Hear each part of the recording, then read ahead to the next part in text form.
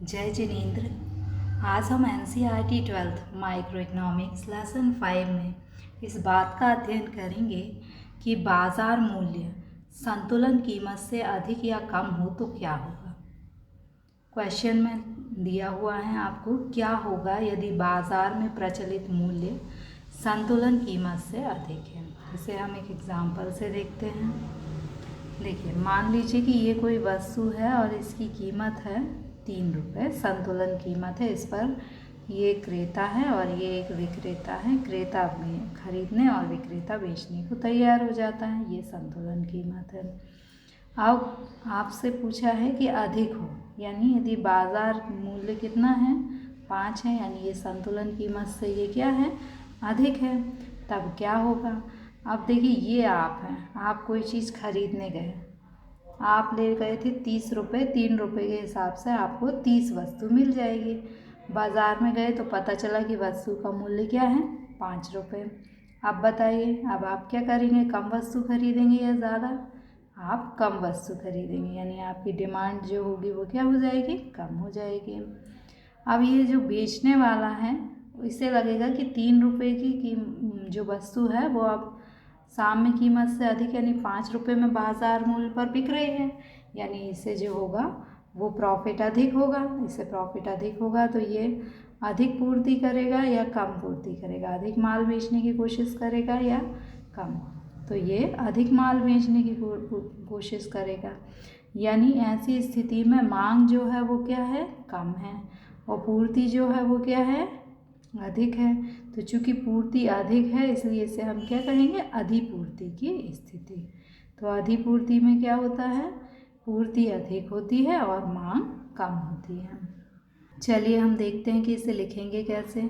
यदि बाजार कीमत संतुलन कीमत से अधिक होगी, यदि बाजार कीमत संतुलन कीमत से अधिक होगी तो क्या होगा, अधिपूर्ति जन्म लेगी। हमने अभी देखा अधिपूर्ति में क्या होता है, एसएस यानी सप्लाई अधिक होती है, डीडी यानी डिमांड से। तो उससे क्या होगा, अधिपूर्ति से विक्रेताओं के बीच प्रतिस्पर्धा बढ़ेगी। ये जो है ये डिमांड यानी क्रेता और ये सप्लाई यानी विक्रेता। अब चूँकि जो ये है साम्य कीमत, जो कि मान लीजिए कि 3 रुपये है और अब कितने में बिक रही है, 5 रुपये, अधिक कीमत पर। तो अब अधिक कीमत है तो विक्रेता चाहेंगे कि हमारी वस्तु अधिक बिके, तो ऐसे कई विक्रेता होंगे, इन विक्रेताओं के बीच में प्रतियोगिता होने लगेगी अपनी वस्तु ज़्यादा से ज़्यादा बेचने के लिए। अब प्रतिस्पर्धा के कारण विक्रेता कम कीमत लेने तैयार हो जाएंगे। ये विक्रेता क्या करेंगे कि कम कीमत लेने को भी तैयार हो जाएंगे, जिससे कि ज़्यादा वस्तु बिके। जैसे 5 रुपये से ये 4 रुपये पर वस्तु बेचने तैयार हो गए। कीमत कम होने से मांग अधिक हो जाएगी। अब जब 5 रुपये पर कीमत ज़्यादा थी, अब 4 रुपये हो गई, 3 रुपये हुई, कीमत जैसे ही कम होगी तो मांग जो होगी वो क्या हो जाएगी, डिमांड अधिक हो जाएगी और तब पूर्ति कम हो जाएगी। अब कीमत जब कम हो जाती है तो पूर्ति क्या हो जाती है, कम हो जाती है। तो ऐसा कब तक चलेगा, यानी ये जो 5 रुपये कीमत है ये 4 रुपये होगी, तो कीमत कम हुई है तो पूर्ति उतनी कम हो जाएगी।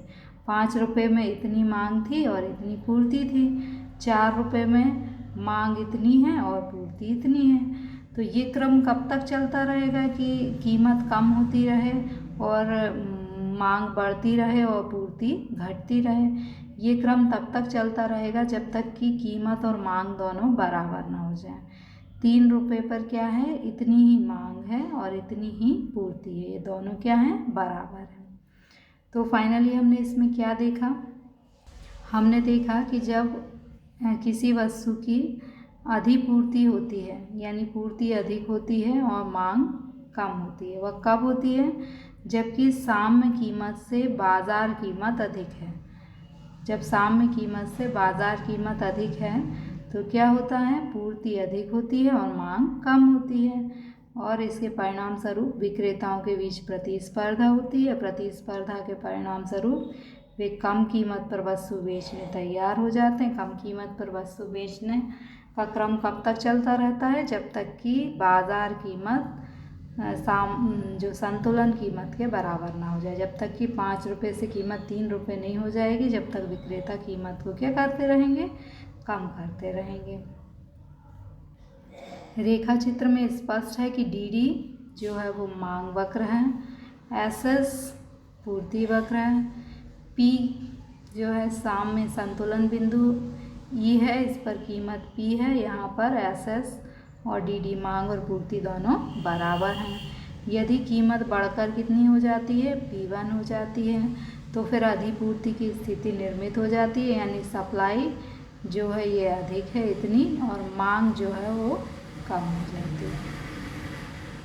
क्वेश्चन का सेकंड पार्ट है कि यदि बाजार कीमत संतुलन कीमत से कम है।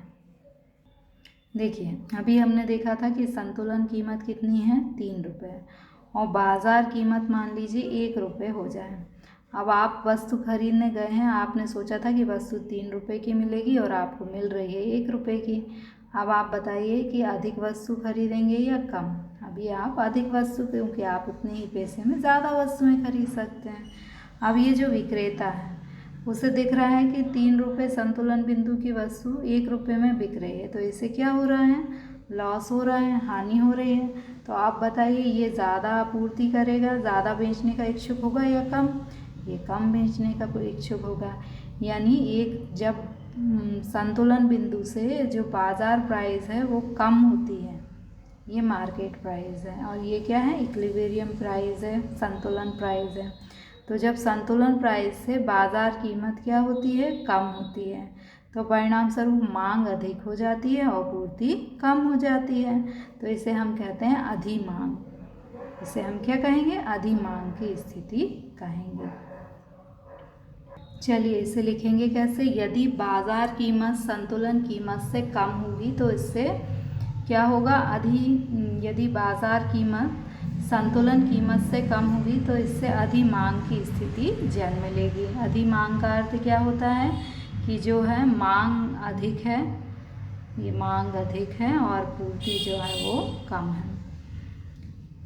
जब कीमत ये है आपकी 3 रुपये कीमत और ये है आपकी 1 रुपये कीमत, जब 3 रुपये से कीमत घटकर 1 रुपये हो जाती है तो क्या हो जाती है, आपकी मांग वक्र ये है, यानी मांग तो है इतनी, और पूर्ति वक्र ये है, यानी पूर्ति केवल कितनी है, केवल इतनी ही पूर्ति है, पूर्ति कम है और मांग ज़्यादा है। तो इसे हम क्या कहेंगे, अधिमांग की स्थिति कहेंगे। अब अधिमांग से होगा क्या, कम कीमत पर के कारण क्रेताओं के बीच प्रतिस्पर्धा होने लगेगी।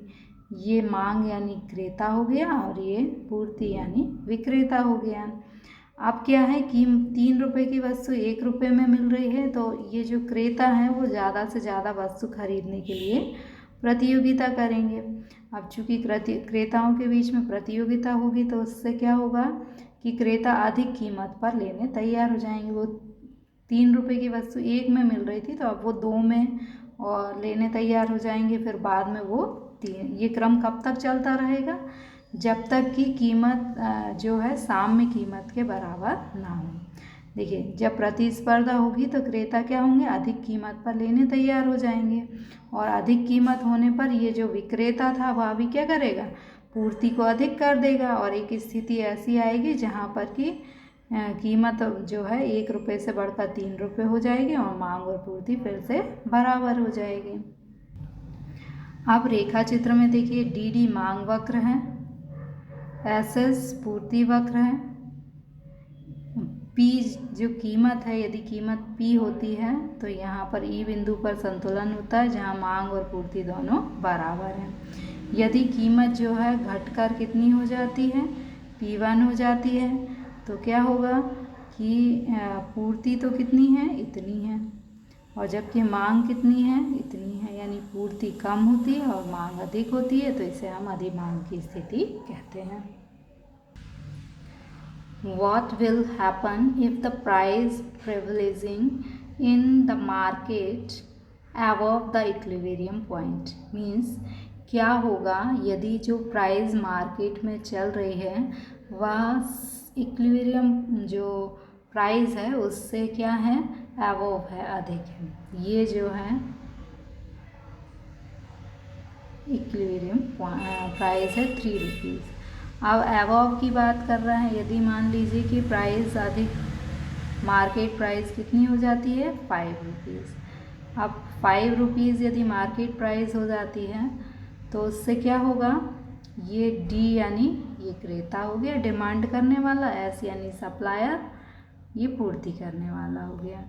अब 3 रुपये से 3 रुपये संतुलन बिंदु की कीमत थी और ये जो इंक्रीज़ होकर कितनी हो गई है 5 रुपीज़। तो इसका बेनिफिट किसे मिलेगा, सप्लायर को मिलेगा। तो जो सप्लायर होगा वो अधिक से अधिक सप्लाई करना चाहेगा और अधिक से अधिक सप्लाई, यदि ये सप्लाई ज़्यादा करेगा तो उसकी जो कीमत होगी प्राइस वो घट जाएगी और घट कर कितनी हो जाएगी 3 रुपीज़ हो जाएगी। अब देखते हैं इसमें लिखा क्या है। If the market price is above the equilibrium price, यदि संतुलन प्राइस से मार्केट प्राइस अधिक है, there occur the situation of excess supply, तो इसे हम क्या कहेंगे, एक्सेस सप्लाई की सिचुएशन कहेंगे। ये जो चित्र है इसमें दिया है कि जब 3 रुपीज़ प्राइस थी तो डिमांड एंड सप्लाई ई पर इक्वल थी, बराबर थी। यदि जो प्राइस है वो इंक्रीज़ होकर 5 रुपीज़ होती है तो दिस इज़ डिमांड कर्व, तो demand only this and supply is increase, this is here, demand is laser and supply अधिक है और डिमांड जो है वो कम है। तो इसे हम क्या कहेंगे, एक्सेस सप्लाई की सिचुएशन कहेंगे। If the market price below the equilibrium point, ये जो है इक्विलिब्रियम पॉइंट है 3 और मार्केट प्राइस इससे बिलो यानी कम है 1 रुपये है, ठीक। There occur the situation excess demand, तो इसे हम क्या कहेंगे, एक्सेस डिमांड की सिचुएशन कहेंगे। एक्सेस डिमांड क्यों कहेंगे, क्योंकि 3 रुपये कीमत पर मांग और पूर्ति, डिमांड एंड सप्लाई दोनों कैसी थी, इक्वल थी। परंतु जब प्राइस डिक्रीज़ होकर 1 रुपीज़ हो जाती है तो उससे जो सप्लाई है वो सप्लाई का आपको ये टच कर रहा है, नहीं, supply only this and demand here to here, this is demand का, डिमांड अधिक है और सप्लाई जो है कम है, तो इसलिए इसे हम क्या कहेंगे, एक्सेस डिमांड की सिचुएशन कहेंगे। Okay, thank you.